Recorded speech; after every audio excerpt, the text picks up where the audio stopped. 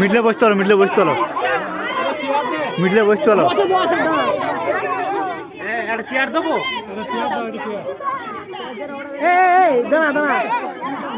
আচ্ছা, এনাকে দেখা যাচ্ছে পরোটা বিক্রেতা।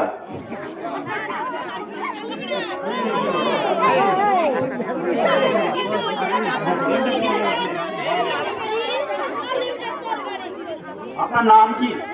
রাজু, আর সবাই আমাকে চেনে রাজুদা বলে।